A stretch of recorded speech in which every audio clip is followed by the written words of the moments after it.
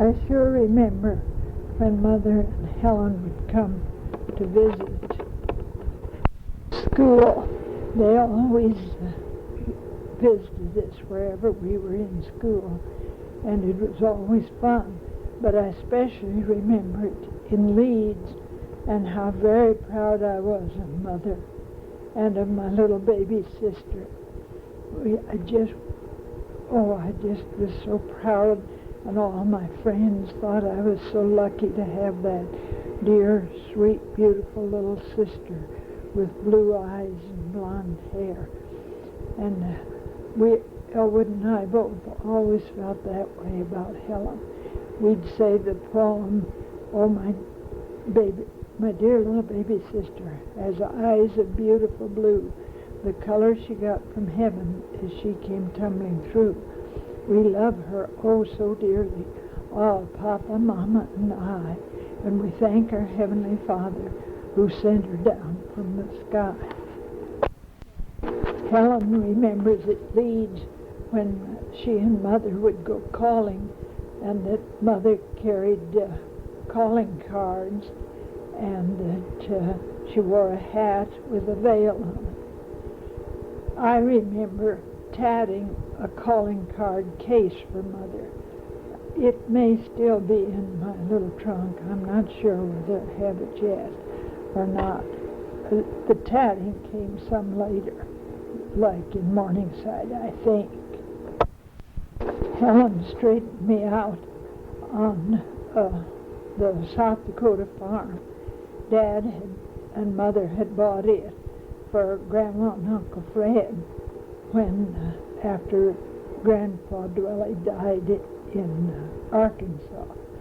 And then the three girls, Aunt Mary, Aunt Laura, and Aunt Lily, would be home summers. Aunt Laura and Aunt Lily, I think, were teaching, and I don't know what Aunt Mary was doing. Anyway, that's when she met Uncle Al, I think, in Toronto. And also, after talking with Helen, I'm sure that Beacon came after Pipestone. I think maybe I was in kindergarten a little bit there, part of the year. Also, she helped me to remember about a bumblebee episode in Michigan. We three played in corn crib a lot, and had our broom and furniture and played house. And there were the different rooms, but we could climb over the partition to get to them. And Helen was in one of them alone one time when a bumblebee stung her close to the eye, and it hurt so bad. And I remember how awful Elwood and I felt about it, because we couldn't get to her in time to help save it stinging her. Then another time, the mother had told her that if she'd leave just not bother the bumblebee, that it wouldn't sting, it'd just sit there. So one time in an apple tree, she says, that the bumblebee landed on her leg, and she just sat there petrified, but didn't make a move except to call Mother. And Mother came and brushed it off, and it didn't sting her. And she said that sure really made a believer in her and Mother's knowledge. And we were remembering when Grandma and Aunt Sadie would come to visit us in Michigan, which they did a good many times, and how they loved to go swimming in their bathing suits that they had used in San Diego when they'd spent winters there. And so we three in our little red bathing suits, and Dad usually went swimming, and Grandma and Aunt Sarah, Aunt Sadie, as we called her then, had lots of fun at South Haven in Lake Michigan, and at the little lakes around, like North Lake and Saddle Lake, and there were others too, but I don't remember the name. And Mother would go swimming sometimes, but I don't think she always went. Another thing in Michigan that stands out in my memory is when Dad would get home from wherever he was, Marshall Fields, or looking for a school job, or whatever he was doing, and how we kids loved to be with Mother alone. Life seemed awfully easy. And then how really thrilled we were when Dad got home, and how wonderful he acted when he was new. He'd bring us gifts, and he was so good to Mother. And the gifts that I remember are little tin boxes of marshmallows or of little Nabisco wafers and boxes of Cracker Jack. And we were really thrilled about that. I was thinking how names run in cycles. When I was in school in Sioux City, part of the time anyway, there were 3 Marjories in my class of 25 or 30. 25, I think, was the limit. And now, any time since, in Jana's generation, a long time before, and up to now, I just don't know any Marjories. So I suppose it'll be the same way with some of the names that are popular now. So now I will tell about the Tennessee experience, just briefly, because if I told all the interesting things that I remember and are quite clear in my memory now, it'll take several tapes. But if anybody's interested, they could read some of the many letters that I wrote to Mother in detail that are in the chest in Jana's basement. But I'm sure that would be too time-consuming, and I may not ever get to it. I always thought I was going to write it up. Now, maybe someday I'll make a tape, but I doubt that I get to that. I went to Tennessee in the summer of 1925 after Aunt Lily had been to Chicago to visit us and helped send me off on my first job. I went by train and got into Mountain City, where I was supposed to be met by the minister that was came to trade every once a month. And since my work was under the Methodist Mission Board, and I was being paid $75 a month by them, he was the one to meet me. But he didn't show up. I can't remember now what the excuse or the reason was. But anyway, I got off the train in the evening dark, and nobody to meet me, and had to inquire for a hotel, which there wasn't much of a hotel there. But anyway, I stayed overnight, and the next morning went up to trade with mailman. That was the only car that ever went up there. And part of the way we followed a stream bed, and part of the way there was a road, and it was quite a ride, 14 miles. After that, from trade, going to teachers' meetings, until I got my Dodge.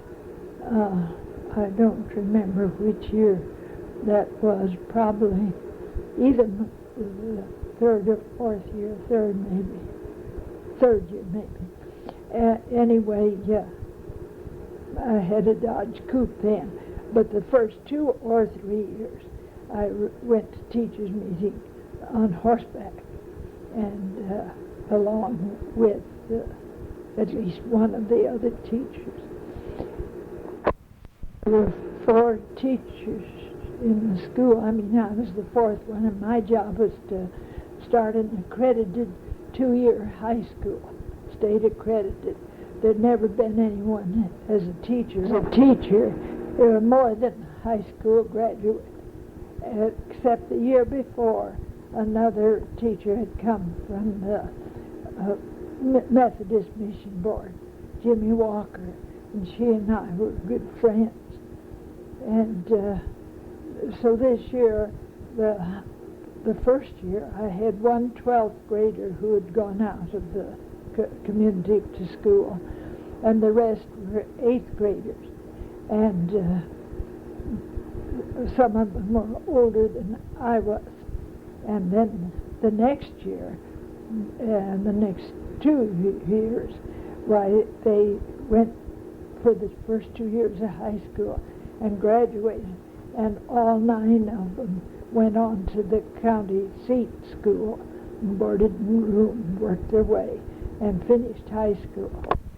Except for the Sunday that the minister would come up, and I think he rode horseback once a month, while the rest of the time Jimmy Walker and I had all the church servicing to do. And after she left, she was there she was there 2 years. And after that, then I had it all to do. Pie suppers and so forth, and bought a piano and science equipment and everything we needed, library, to make an accredited 2-year high school. And the county paid me enough more so that I got $125 instead of $75 a month, which I thought I was going to get when I took the job. But it was exactly what I wanted, because the church services and the recreation for the young people and visiting in the homes, which was a part of my job, was just the sort of thing that I wanted to get into. It was a delightful 4-year experience, and the details of it would be interesting, but would take so much time. Aunt Midden and Uncle Tip were 2 of the characters that really, really helped to make it a lovely experience. They were just did everything they could for us to have us out there so many times for meals.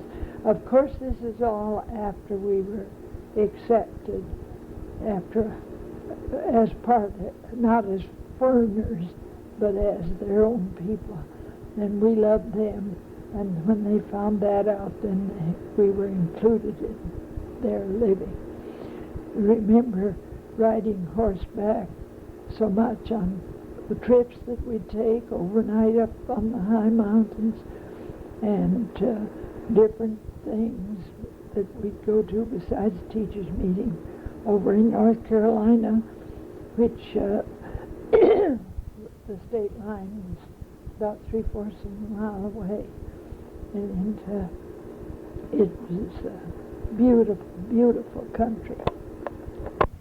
The first 2 years, or maybe a year and a half, no, I think 2 years, we had a kind of a little shack, an apartment sort of a place, but where we kept house and lived.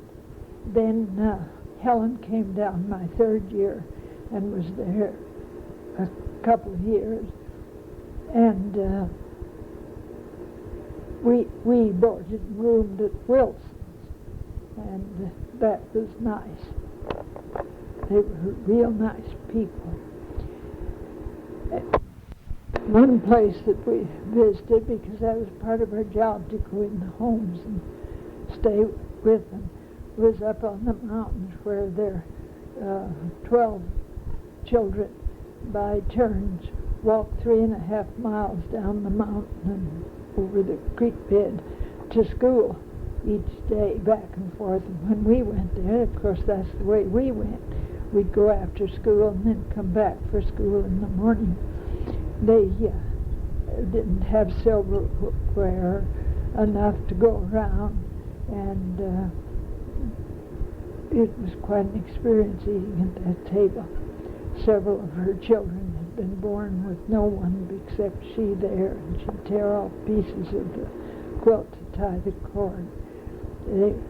the oldest girl said to me as we walked up to the hill to her place, "Oh, now don't be expecting much, Miss Shepherd.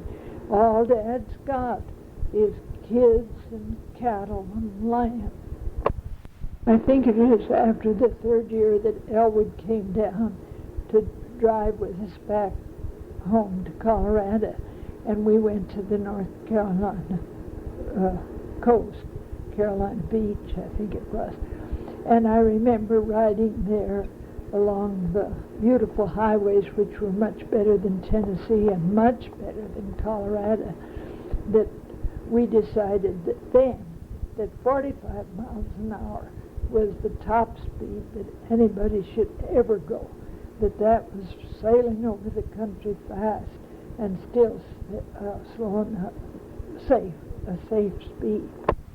We three really had a good time on that trip, and Aunt Mid and Uncle Tip got up at midnight, made biscuit and fried chicken, and gave us supper when we got there. Of course, we really didn't want it, but their hospitality was really something. The first Christmas I came home,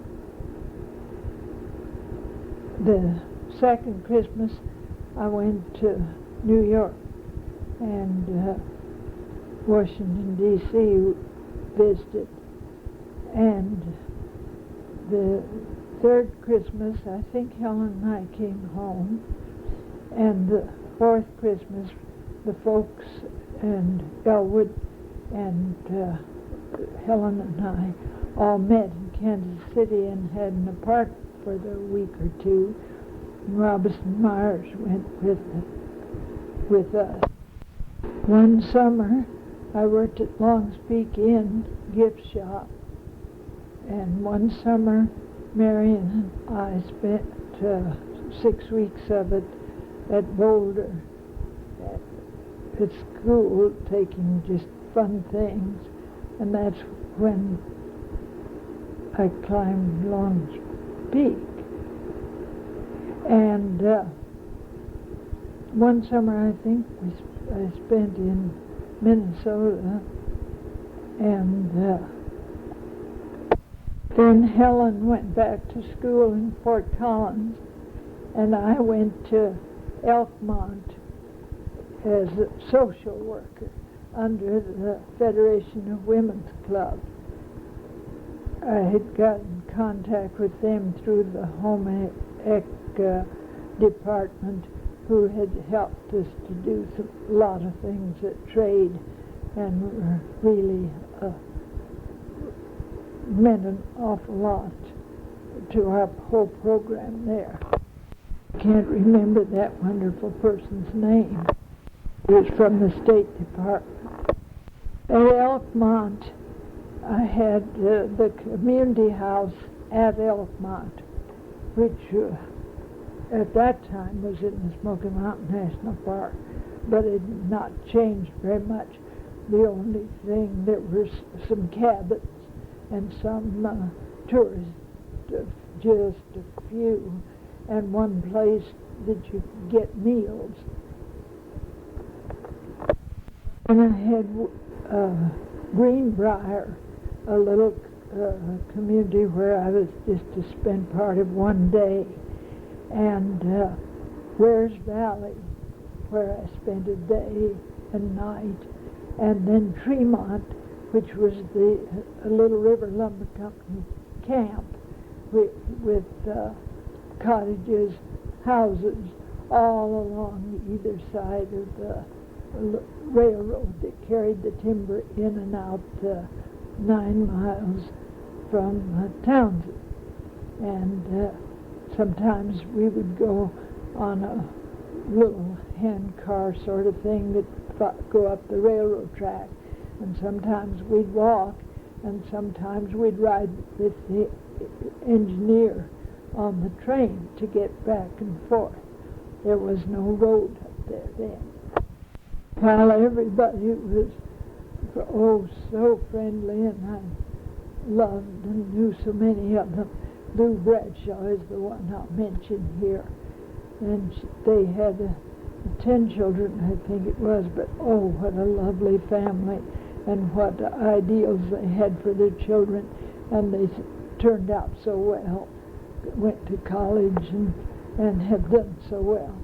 She had a girl named Marjorie Dawn afterwards, and Jana was Jana Lou. She always thought that I named the Lou for her, for Lou Bradshaw, but it really was, the Louise was because Tex liked the name. I was glad it was okay that she thought that, because I loved her deeply. We were at Tremont. We stayed at the hotel. Mrs. Fox kept the hotel and did the cooking, and that was real fun. It was a lumber camp, and there were a lot of people there, and it was lots of fun to go up there. I think it was 2 nights, maybe 3.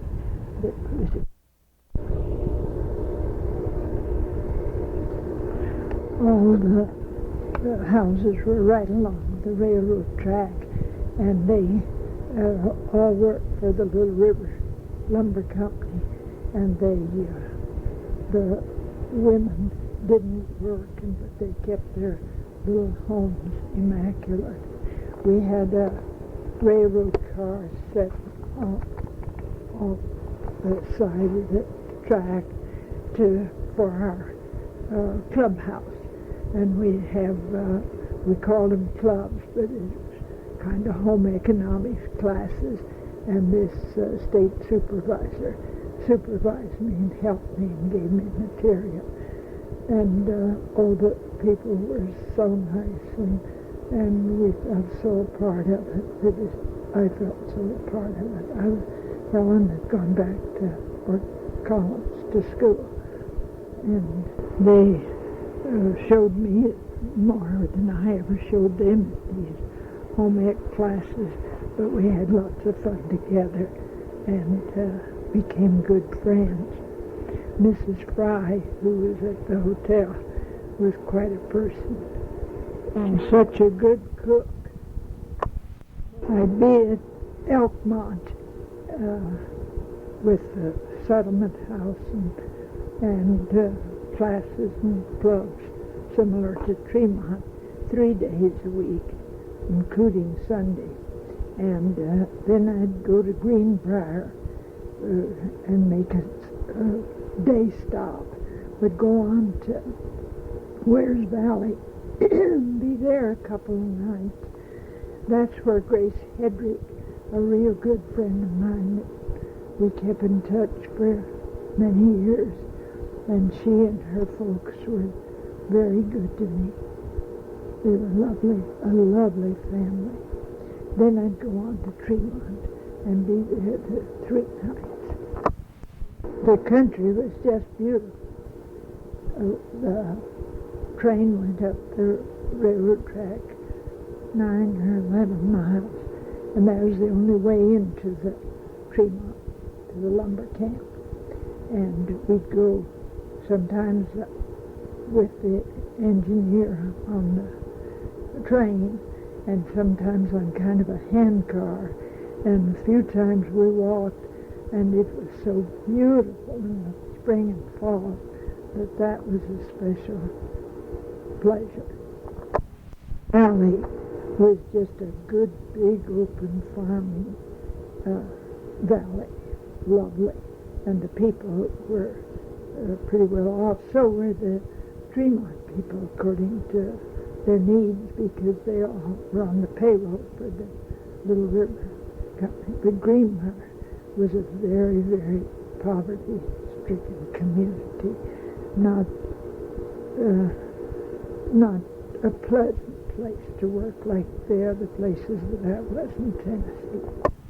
The settlement house at Elkmont was located beautifully on the river and right close to the river. And the trees and the vegetation and flowers, everything. It was just out of this world beautiful. Mother was down in the summer and Helen, and while Dad was in school, I guess, at Chicago probably. Anyway, they were there, and we'd make homemade ice cream, and we really had a nice time there at Elkmont together in the settlement house, which was quite a nice cottage. I did enjoy Mother being there, and she did too. The beauty of it reminded her more of her home, her girlhood home in Iowa, where there had been lots of trees and woods and flowers, and she really did enjoy it. I had a dog while I was at Elkmont part of the time, a lovely collie, and got quite attached to that collie, to him. I was pretty lonesome when Helen and Mother left, and was glad to get home at Christmas, because I'd been there steady before.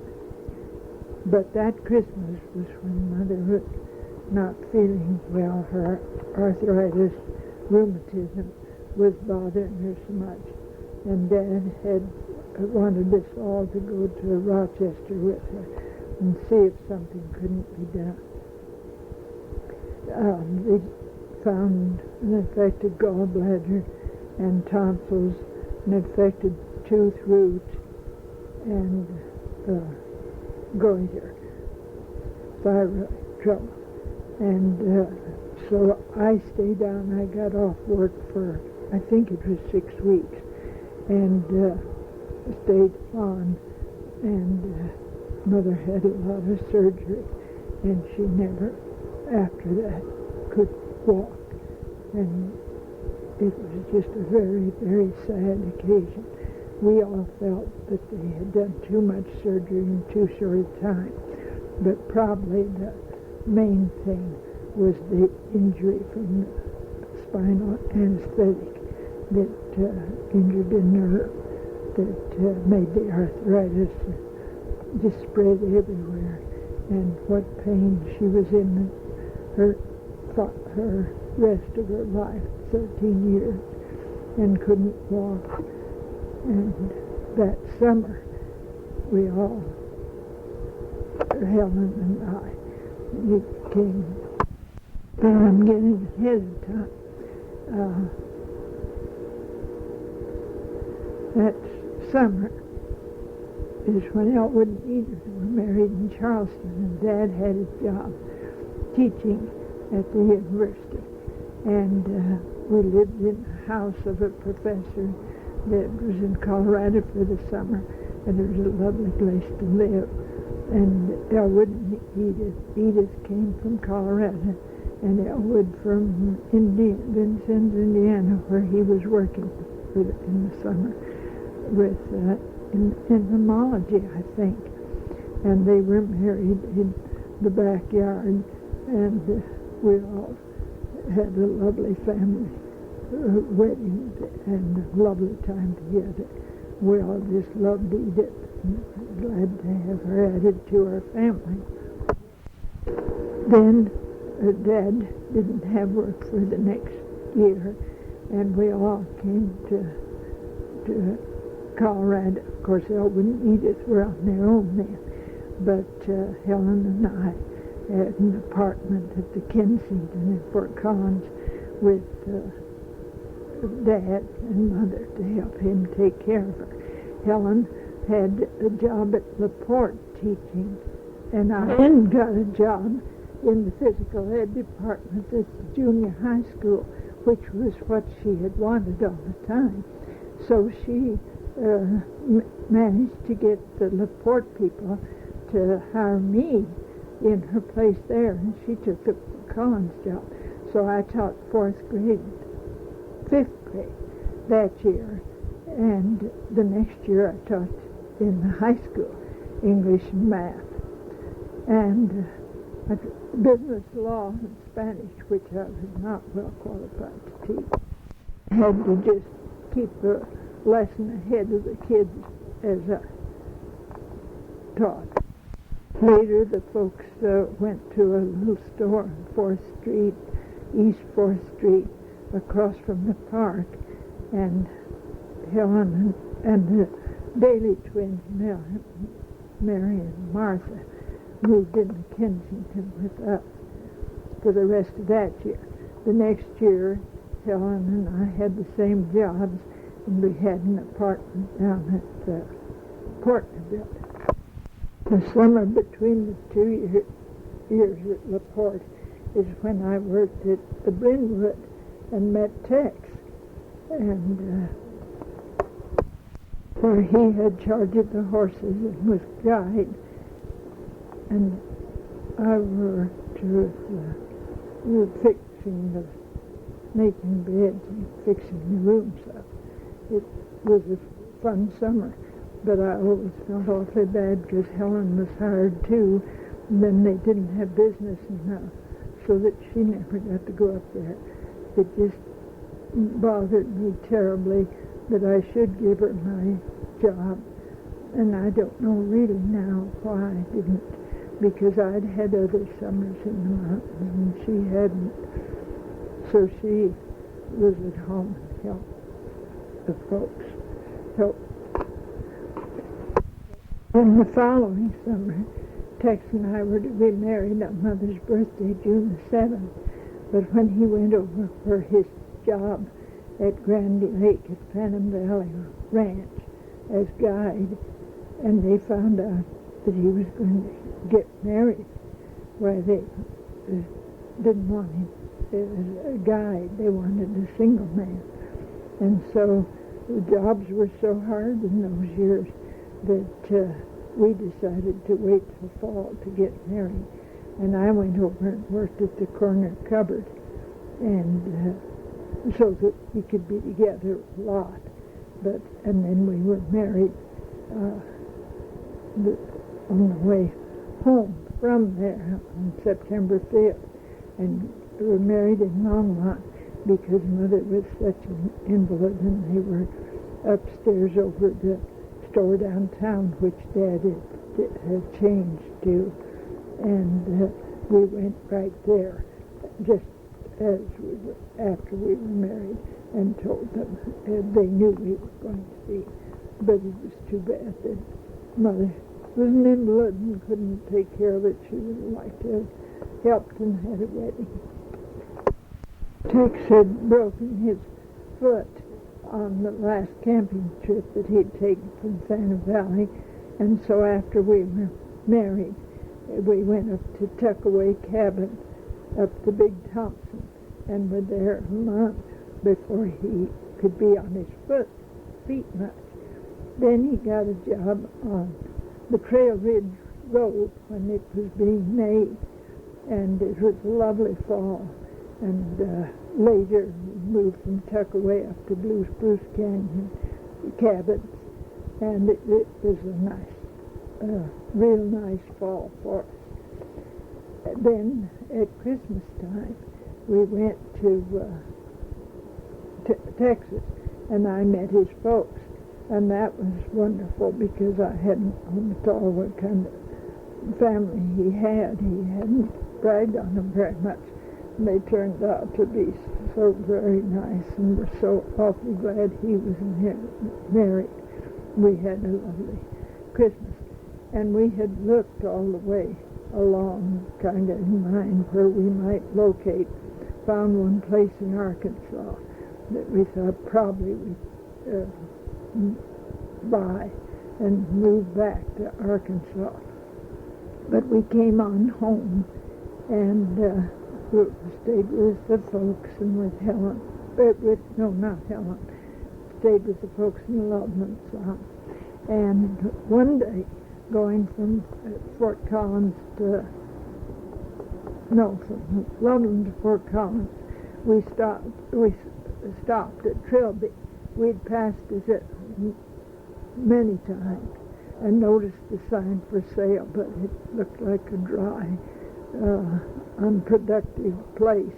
And we really hadn't talked much about it that day. We said, well, let's just stop and see. So we stopped, and the result was we bought it, paid $3,000 for the 4 acres, and Helen loaned us 500, I think. We had the rest, and that's how we landed at Trilby. Tex and Al and Darlington had built a little trailer, and we had our good dishes, our good blue dishes packed in a barrel, and quite a few things, thinking we were going back to that Arkansas place. But we unpacked them and settled at Trilby and stayed the 5 years until Jenna was a year old, and when we went to Bertha.